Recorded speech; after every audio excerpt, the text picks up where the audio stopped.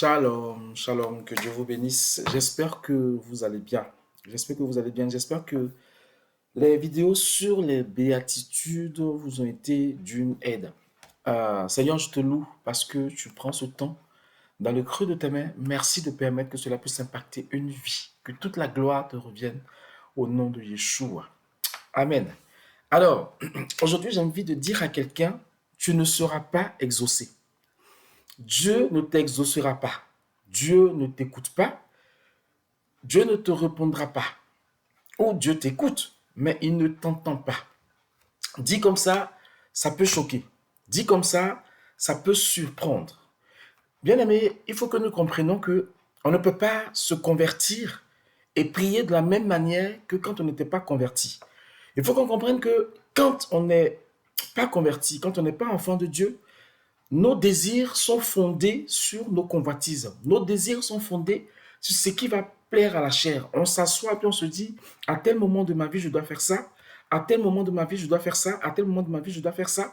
Et quand on se convertit, on se rend compte au fait que on a atteint ce moment de notre vie et puis on n'a pas encore atteint ce qu'on s'était fixé comme objectif de la vie.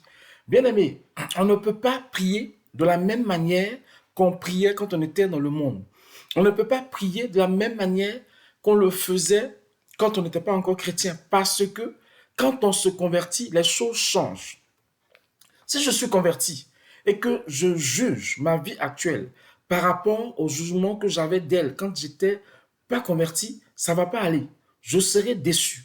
Si je suis converti et que avant de me convertir, ma vision c'était avoir des châteaux, avoir des grandes voitures, avoir des grands diplômes, et que maintenant que je suis converti, je repris de la même manière, ça ne va pas.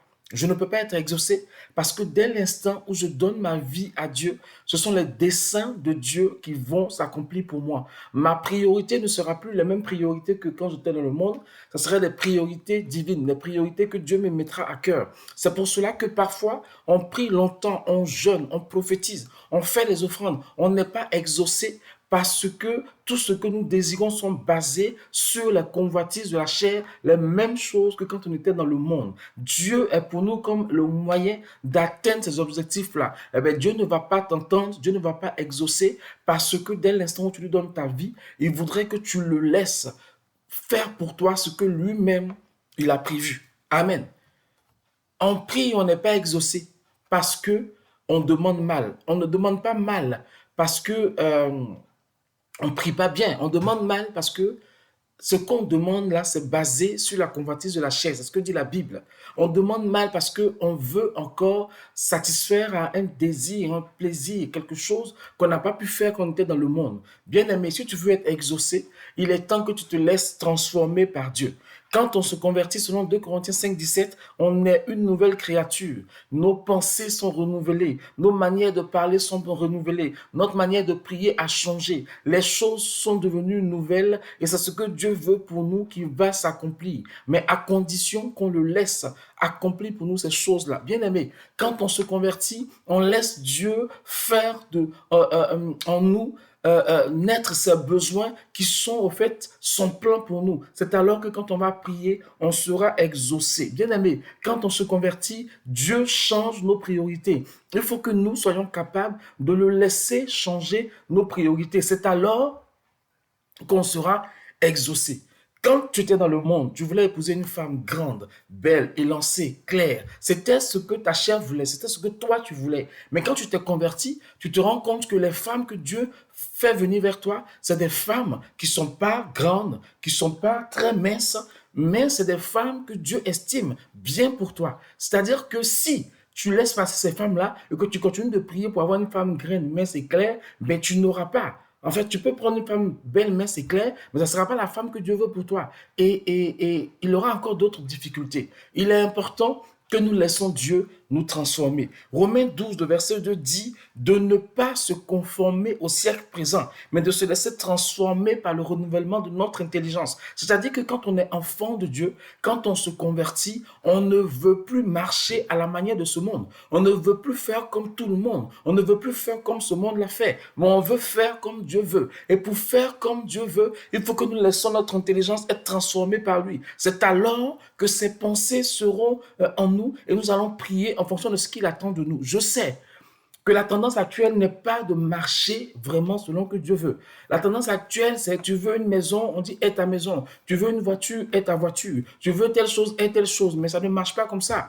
Regarde un peu. Depuis que tu es dans l'église, ça fait quoi? 5, 10 ans. Tu as fait toutes les offrandes possibles. On t'a parlé de toutes les offrandes. On t'a nommé toutes les offrandes. Tu as donné ta dîme régulièrement. Tu as fait toutes les prières, tous les jeûnes. Mais tu n'as jamais eu le travail que tu cherchais. Tu n'as jamais eu ce que tu attends, simplement parce que ce n'est pas basé sur ce que Dieu veut pour toi. Essaie maintenant de prier autrement. Seigneur, je t'ai donné ma vie. Maintenant, je voudrais que ce que tu as prévu pour moi, je puisse voir cela. Je sais que tu as quelque chose de meilleur pour moi. Tu as quelque chose de mieux pour moi que ce que moi-même je pense. Et laisse Dieu t'inspirer dans les prières. Tu vas voir que tu seras exaucé. Tu vas voir que le travail que tu ne ciblais pas, c'est ce travail-là qui t'apporte le bonheur. Tu vas voir que la chose que tu ne veux pas faire, c'est la chose là que tu as prévue pour toi, parce que selon son plan pour toi, c'est dans ce domaine-là que tu pourras être heureux. Bien aimé, il est difficile vraiment de se laisser transformer par Dieu. Mais prenons Abraham.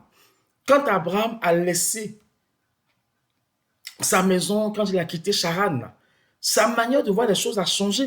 Il essayait de se conformer à ce que Dieu voulait. Et toutes les fois où Abraham s'est détourné de ce que Dieu voulait, Dieu a créé une épreuve pour le ramener dans sa volonté. Quand on prend le cas de Pierre, Pierre, quand il a rencontré Jésus, il ne péchait plus de la même manière. Quand Paul a rencontré Jésus, il n'était plus allé prendre ses lettres de créance chez les gens pour aller persécuter l'Église. Quand on rencontre Jésus, nos priorités changent. Nos manières de faire les choses changent. Parce que Dieu même met ces nouvelles priorités-là en nous. Mais nous, chrétiens, on n'est pas exaucé parce qu'on prie encore pour les choses qu'on convoitait quand on était dans le monde. On veut que notre vie chrétienne soit à l'identique de ce qu'on a rêvé quand on était dans le monde. Non, parce que notre rêve du monde était impacté par la manière de vivre mondaine. Mais notre rêve en Jésus est influencé par ce que Dieu attend de nous. Et si nous nous soumettons à sa volonté, c'est alors que nous allons prier selon sa volonté et que ce qu'il a prévu pour nous, il va nous les donner et on sera simplement heureux.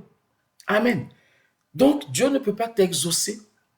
Dieu ne va pas t'exaucer si tu continues de prier par rapport aux choses que tu désirais quand tu étais dans le monde. J'entends aussi beaucoup de personnes qui disent que je n'avance pas, je tourne en rond, les gens autour de moi avancent, tout ça. C'est normal. Humainement, c'est normal qu'on compare un peu notre vie à ceux qui nous entourent. Mais quand on vient en Jésus, on ne compare plus notre vie. Parce que le retard dont tu définis ça par rapport à quoi? Par rapport à qui? Par rapport à ton âge? Ou bien par rapport à ta génération? Ou bien par rapport à ceux qui réussissent? Ça, c'est humain, on ne peut pas t'empêcher. Mais ne restons pas dedans. J'ai fait ça aussi. Pendant un temps, je disais, mais je n'avance pas, ma vie n'avance pas, j'ai fait telles études, mais les autres avancent, puis je n'avance pas. Et puis le Seigneur dit, mais tu n'avances pas par rapport à qui? Tu n'avances pas par rapport à quoi? Est-ce que tu n'avances pas par rapport à moi, mais tu n'avances pas par rapport à ce que toi, tu conçois comme avancé?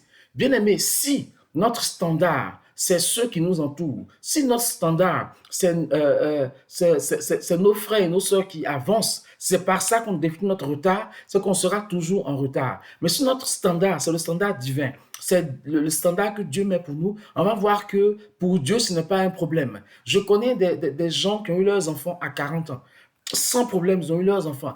Ils se sont mariés à 38 ans parce que leur standard était le standard divin. Quand tu te convertis, il y a beaucoup de choses que Dieu doit te réparer. Il y a beaucoup de choses que Dieu doit remettre en place avant de te donner ce qu'il a prévu pour toi. Mais il faut apprendre à lui faire confiance. Il faut avoir la foi. La foi, c'est tendre la main à Dieu, le laisser conduire là où il veut, même si nous, on ne comprend pas, même si nous, on ne sait pas là où il nous mène. tu ne seras pas exaucé. Tu ne seras pas exaucé simplement parce que tu ne pries pas comme Dieu veut. Tu ne seras pas exaucé simplement parce que tu es encore dans ta manière de réfléchir du monde. Reviens au pied de Jésus et laisse Jésus te faire réfléchir comme il veut. Laisse Jésus te pousser à la prière comme il veut. Laisse Jésus faire naître en toi ses besoins qui sont en réalité ses plans pour toi et tu verras que tu seras exaucé. Voici une prière que les chrétiens ne font pas, qu'ils ne font pratiquement jamais. Seigneur, je suis maintenant à toi, qu'il me soit fait selon ta volonté. Voici mes projets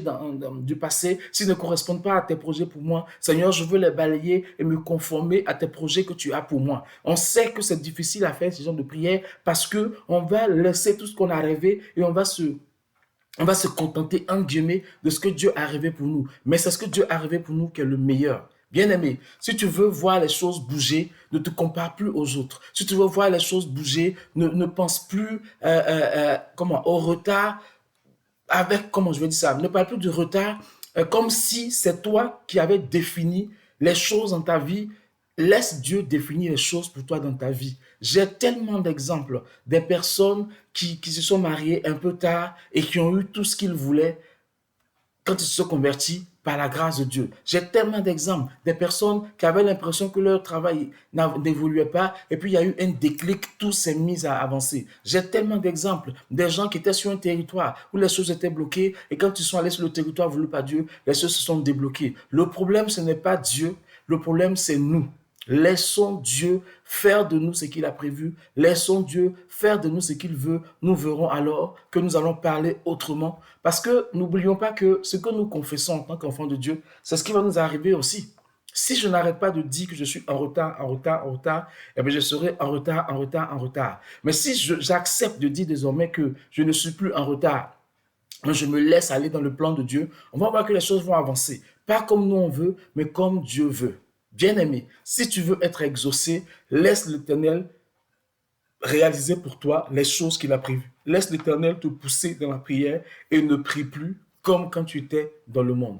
Que le nom de Jésus soit béni. Et souvenons-nous que Dieu, c'est notre papa. Et un papa qui aime ses enfants va leur donner à ces enfants-là, pas ce qui leur ferait plaisir, mais ce qui leur ferait du bien. Ce que lui va estimer bien pour eux, c'est ce qu'il va leur donner. Si ce qui fait plaisir à l'enfant correspond à ce que le papa veut pour l'enfant, le papa va donner. Mais il ne donnera rien à l'enfant qui va faire perdre l'enfant, qui va mettre l'enfant en danger. Et c'est ce que Dieu est pour nous. Si tu comprends ça, mon frère, ma soeur, tu vas vraiment être heureux et tu vas garder la foi. Que Dieu nous bénisse et laissons Dieu nous porter, laissons Dieu nous faire avancer selon son plan.